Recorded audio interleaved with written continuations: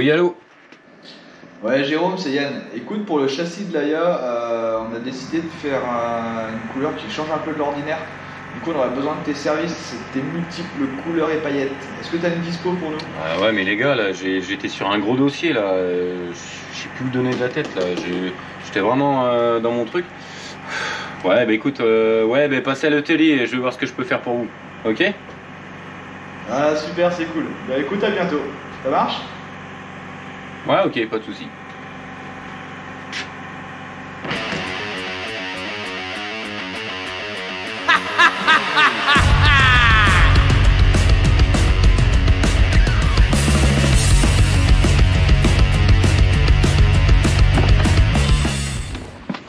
Ah bon, on a fait un peu de route, mais on est rendu chez Jérôme, Art Design. Allez, quittons ce monde. Ah, c'est gris, c'est gris. Retrouvons les couleurs et les paillettes. Hop là. Oh là là. Hop, hop, hop, hop, hop. Et alors là, je sais pas ce qui se passe. Qu'est-ce qui nous prépare? Je sais, regarde. Oh. Des flyers, des cartes de visite, des autocollants. Et regarde-moi ça. Il y a tout qui est en train d'être préparé, je sais ce qu'il prépare. Les puces moto de Niort. Les puces moto de Niort, parce qu'on sera présent avec lui le 18 et 19 mars. Alors malheureusement la vidéo sera déjà sortie quand on y sera. Mais si vous nous suivez sur les réseaux sociaux, Instagram, Facebook et TikTok, vous auriez été au courant qu'on était là-bas et qu'on vous y présente en avant-première l'Hayabusa Turbo qui sera exposé là-bas. En tout cas, la partie châssis. Châssis, c'est ça. Déjà, on a acheté pour plus de 300 balles de roulement. Alors, ça picote on a un une petit peu. semaine pour monter le châssis. Voilà, on a un peu moins d'une semaine d'ailleurs, Ouais, on a 5 jours, 4 jours pour monter le châssis, ce qui va être tendu. Donc là aujourd'hui on est là donc pour la peinture du châssis parce qu'on a décidé de le peindre et maintenant il va falloir décider de la couleur. C'est ça. Bon, on va choisir. Un beau rose. Ah ouais. Moi je veux du... Alors, ah ouais, alors il manque des couleurs, parce qu'en fait normalement il y a plein de couleurs. On a Ouais, plus de 10 000 couleurs, il nous confirmera tout à l'heure, je crois que c'est même 12 000. Et là faut choisir ce qu'on veut. Il y a de la paillette, oh là là là là là, regarde-moi, regarde.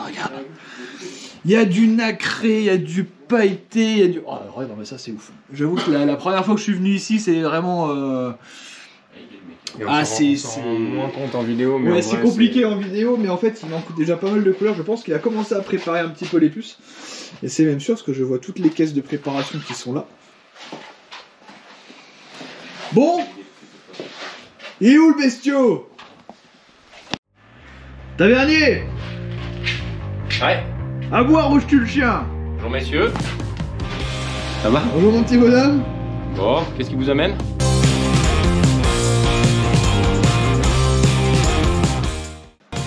Ben... de la couleur. Ah ouais, il nous faut de la couleur parce qu'on est sur l'Aya. Ouais. On savait pas quoi faire avec le châssis. On voulait au début poli, voilà. On s'est dit peint, c'est la merde, donc on a pensé à toi, thermolacage. Ouais, bien on veut sûr. quelque chose de durable et résistant. Qu'est-ce que tu peux nous proposer en couleur pour le cadre, le bras oscillant et les jantes? Ouais, bah écoute, là que maintenant que vous avez arrêté la mobilette, on passe aux choses sérieuses sur la vraie moto avec des pilotes comme vous. Moi, je partirais sur les couleurs du team MXGP, du team MotoGP. Hein. C'est vrai que est-ce qu'on mériterait pas un petit peu la classe d'une MotoGP? Et pourquoi pas? Pour finir dans les graviers, c'est une bonne option. Alors, voyons voir, messieurs, dames. Hop. Donc, on est sur... Parce que quand il y a beaucoup de choix comme ça, des fois c'est pas forcément... Ah non. On peut avoir tout ce qu'on veut, mais le choix est difficile. Un beau bleu suskiki, comme on l'appelle. C'est bleu ça, c'est beau bleu ça. Ça c'est quoi ça? Non, ça va pas être ça. Ça va être ça, mon petit. Voilà. Donc là, on est sur un bleu pailleté. Un bleu anodisé. Parce qu'on voit pas la caméra, mais... On est sur un bleu anodisé pailleté. Ouais. Donc là, effectivement, et on va être dans les teintes, on va être dans les teintes du team MotoGP. On va être sur un bleu clair. Donc là, moi je regardais en métallisé, donc toi tu regardais là, donc on est sur un pailleté anodisé. Qu'est-ce que t'en penses mon dodo? On parle là-dessus? On parle Ouais, et puis moi j'aurais bien vu carénage noir au carbone, on va essayer de trouver un Ah, truc. ça on verra pour la suite. Mais l'instant, rose et bleu. Rouge et bleu, je sais pas, mais le bleu j'aime bien, moi ça me colle. Bleu et rouge, le CERT, c'est ça. Hein. Allez, allez. Le CERT. Vous avez deux nouveaux pilotes dans votre team. Vous pouvez commencer à licencier les autres. Je crois que là, on a des champions. À voir. Allez, on parle Il est là-dessus. pas confiant.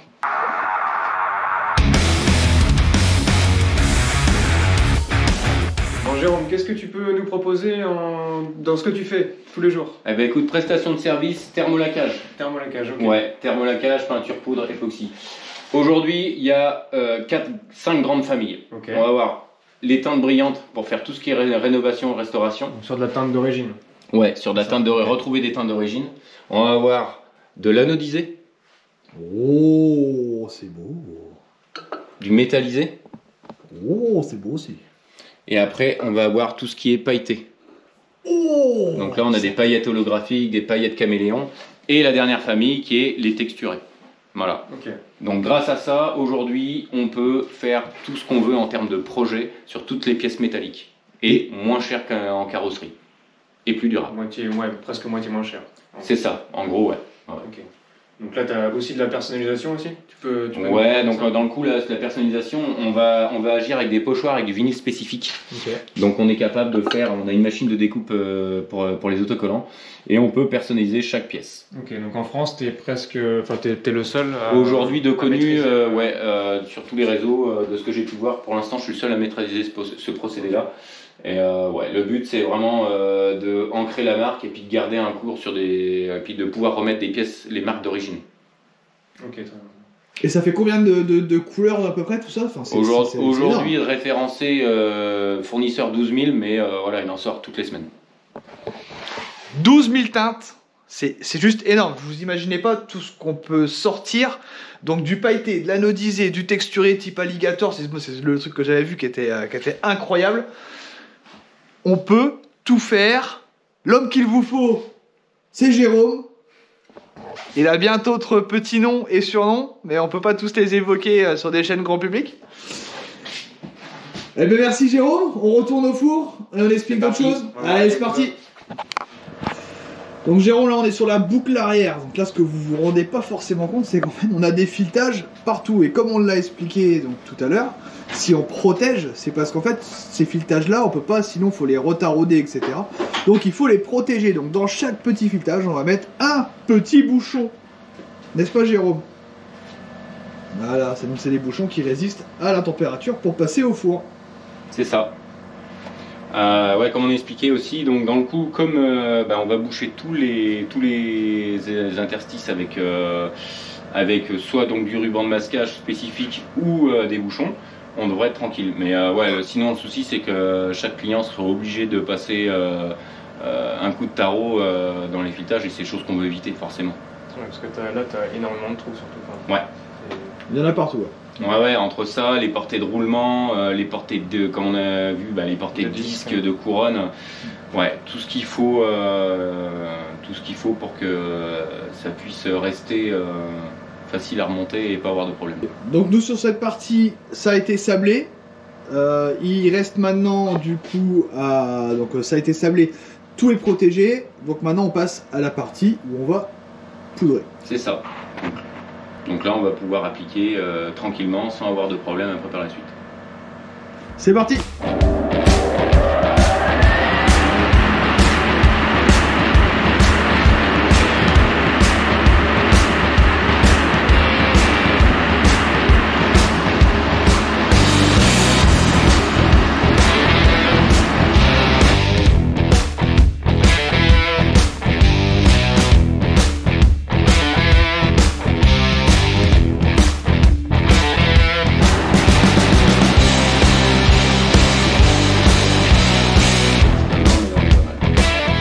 Sur certains cadres, on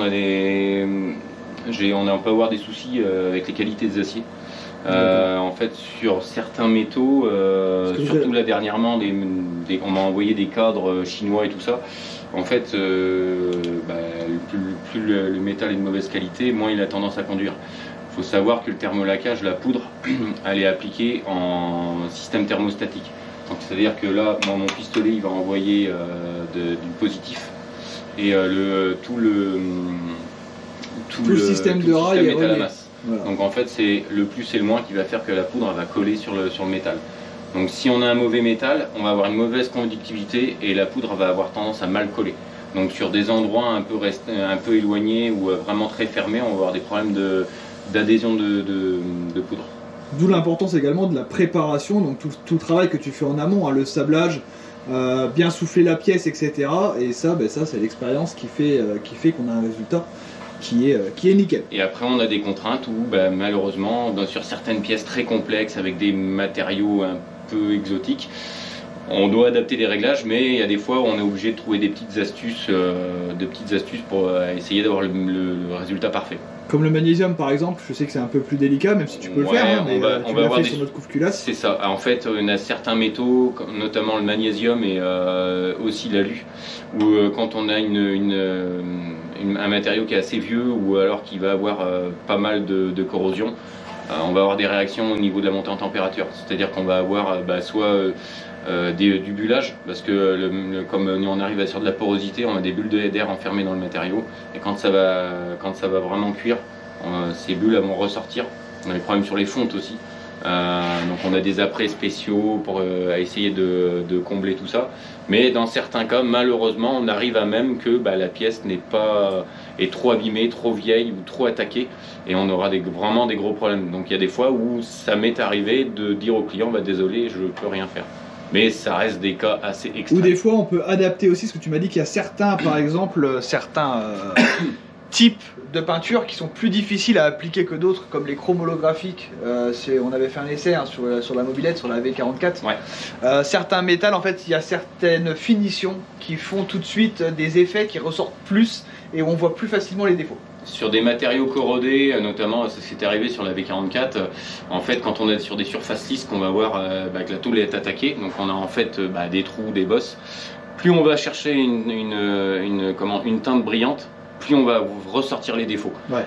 Notamment, là on avait essayé en faisant du chrome, en faisant un anodisé. Le souci qu'on a, c'est que les photos, c'est horrible. Ouais. C'était en fait le chrome, c'était catastrophique, à mon dodo. Le chrome, on l'a sur une surface plane. Dès qu'on n'est plus sur une surface plane, quand on est sur une surface bosselée, c'est mort. Ça reflète tout de suite les défauts à mort. Ouais. Donc on était passé sur un chrome holographique que je vous avais proposé. Ouais. Le fait d'avoir des paillettes holographiques, en fait, on va avoir un état de surface qui va se refléter différemment. Ou alors après, on passe sur du texturé ou sur du mat, pour vraiment essayer de gommer un peu ces effets, notamment sur des carters où on va avoir des chocs ou du manque de matière. Soit on passe directement sur des texturés, donc là on n'a plus cet effet là, ou alors après on recharge. Donc des effets un petit peu Raptor, un peu peau de serpent, c'est des choses qu'on vous a déjà montré sur nos stories. Vous retrouvez tout ça sur les réseaux sociaux.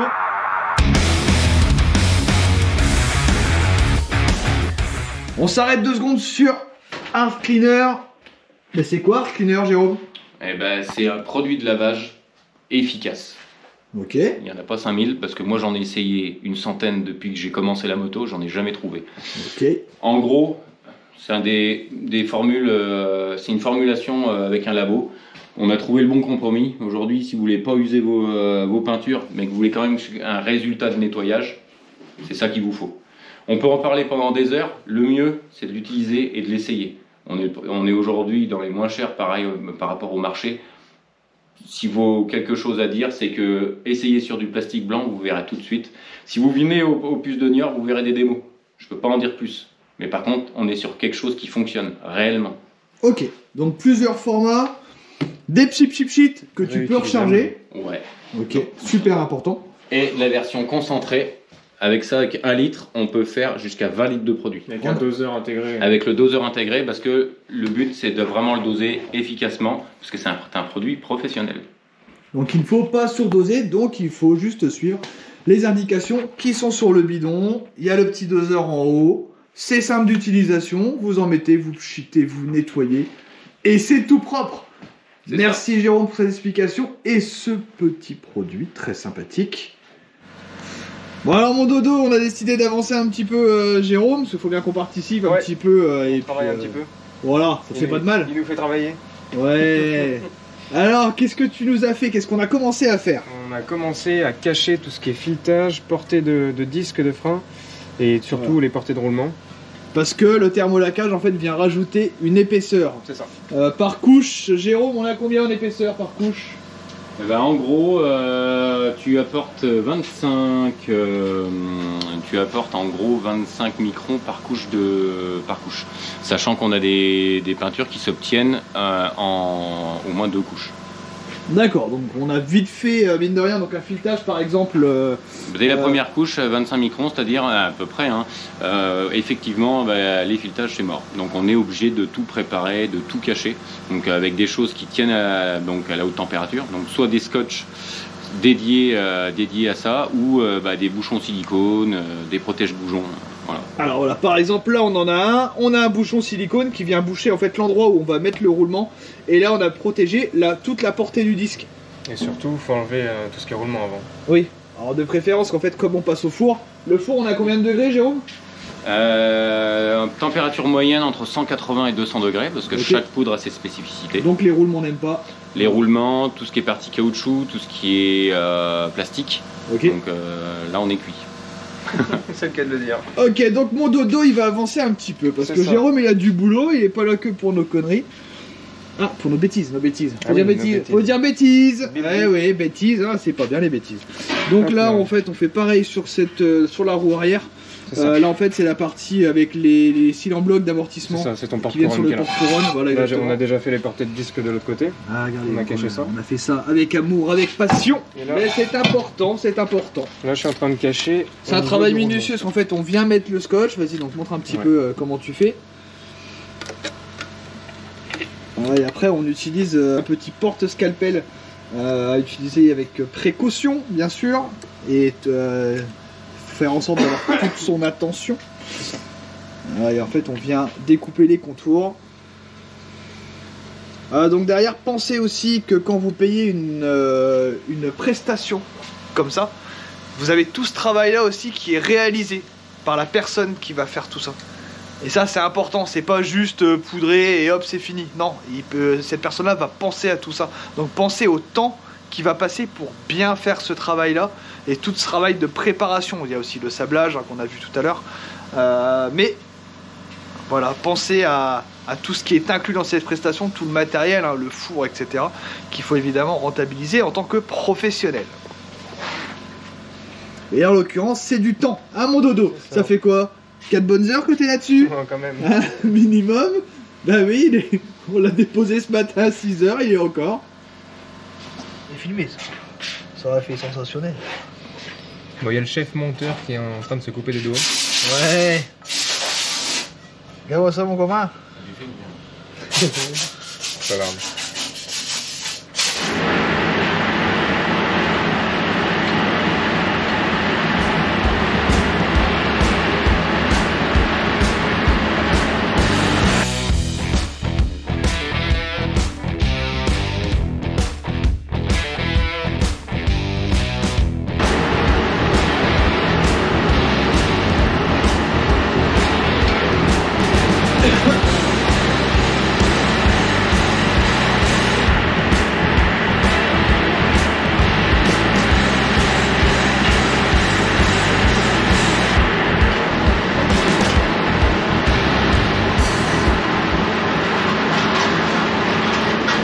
Les conseils avisés. Le fil, Jérôme, le fil. Et parce que mesdames et messieurs, vous l'avez vu, derrière chaque homme qui réussit, il y a une femme. L'homme tout seul n'est point grand chose. Et voilà donc, Madame Art Design. Il y a intérêt de se tenir à carreau parce que ça rigole pas. À la maison, c'est pas lui le patron.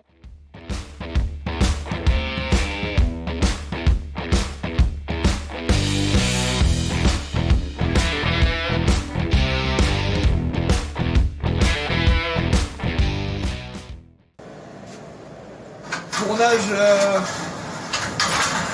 et préparation de l'Aya et de la nouvelle peinture.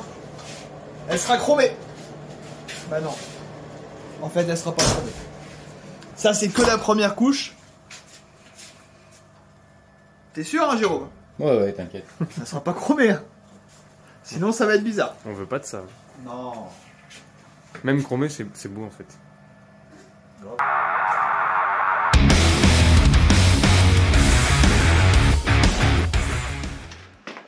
Eh Jérôme, ma tenue perso de cross, on l'a fait quand là? Jérôme? Ah bah alors? Je t'attendais? Ah bah écoute, qu'est-ce que tu veux? Bah j'ai envie d'une tenue perso, je veux un truc avec la toum. Ouais, enfin, Tu peux faire ça ou pas?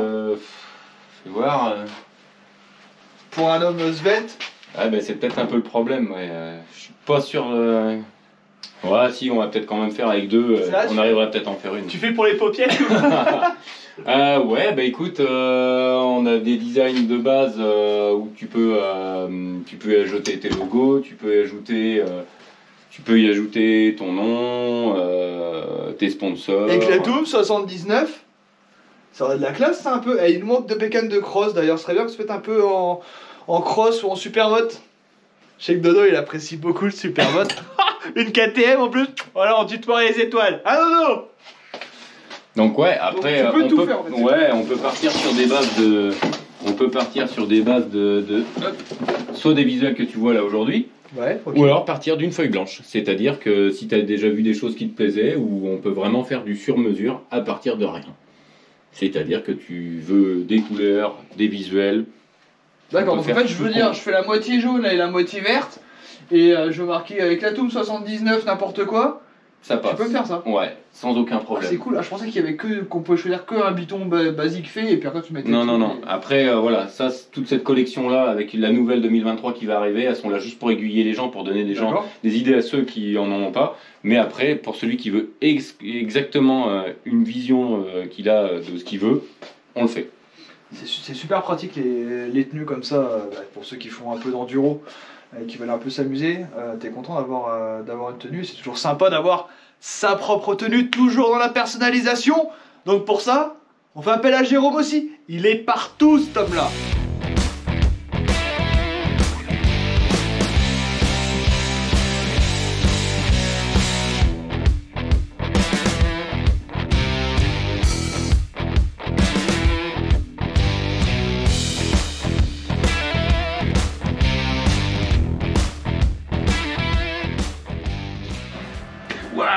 Alors Dodo, c'est cuit? C'est cuit.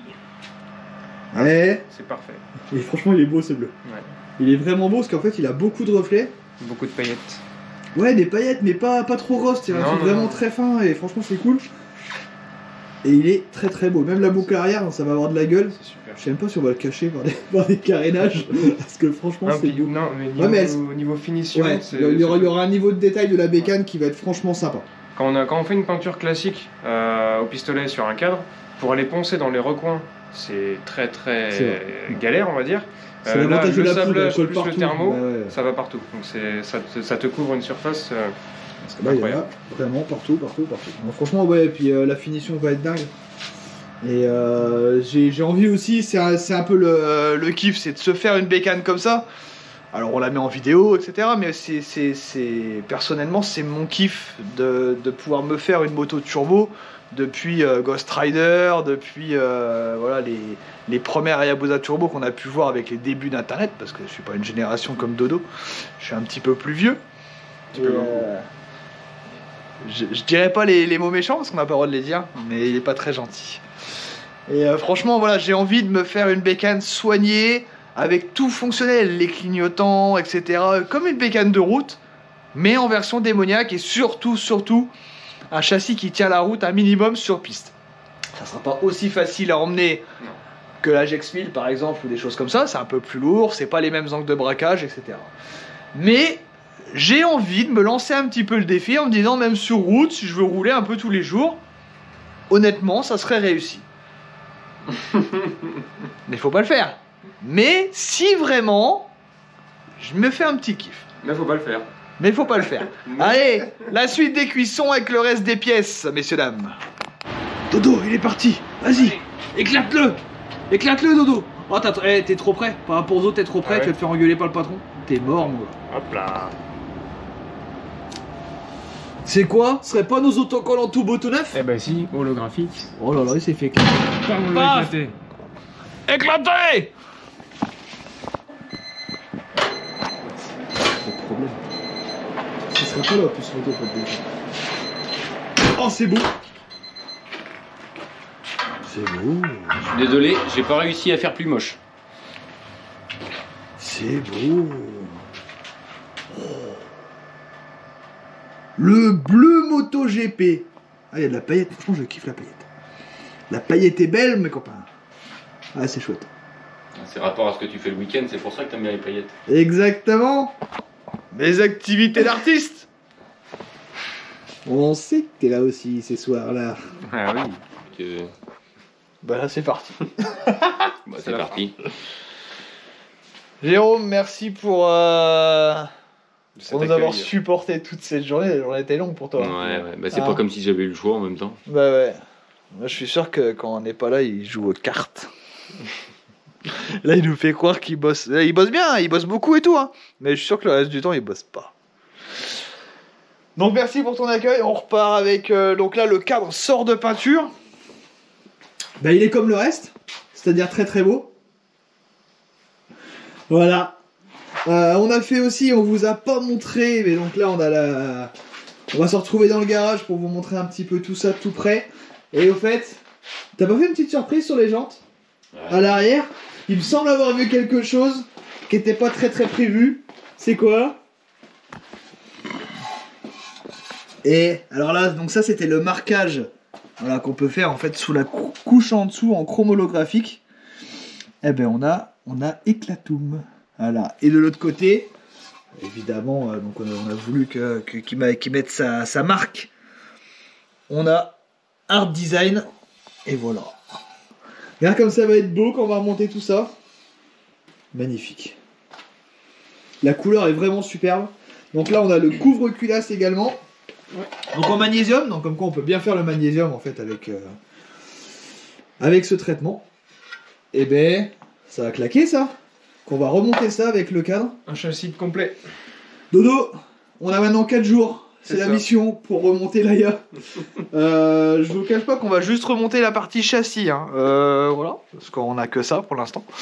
Donc on va remettre la fourche avant comme ça, sachant qu'on la redémontera hein, pour faire ça bien. Et pour faire également une petite prépa de la fourche, un minimum des ressorts un petit peu durs. Je pense que ça peut être pas mal. Et je sens qu'on fait les... Il est tard. Pour tout vous dire, il est vraiment tard. On n'a pas prévu ça du tout. Ah non mais vous voyez, toute la journée ça a été ça. On peut pas vous montrer ça normalement sur YouTube. Toute la journée ça a été ça. Et c'est ouais, je pense qu'on s'est bien trouvé aussi. C'est une bonne... Hein, on est d'accord? C'est pas une fine équipe ça? Allez, à bientôt sur Éclatoum. Si t'es pas abonné, tu t'abonnes. Tu nous suis. Regarde comme il est heureux. Et tu vas te faire éclatoum. J'en peux plus. J'en peux plus. Il est tard et demain on se lève pour bosser. C'est censé être le week-end et on n'a pas de week-end. Bon, il y en a qu'un qui se lève pas. Il y en a deux qui se lèvent réellement. Il y en a un qui se lève pas du tout. Prenez soin de vous. Suivez-nous sur Éclatoum, sur les réseaux sociaux également. Si t'es pas abonné à la chaîne, tu t'abonnes. À très vite pour le remontage de l'Aya et de tout ça. Et au plus Moto de Niort, on se croisera pour ceux qui seront.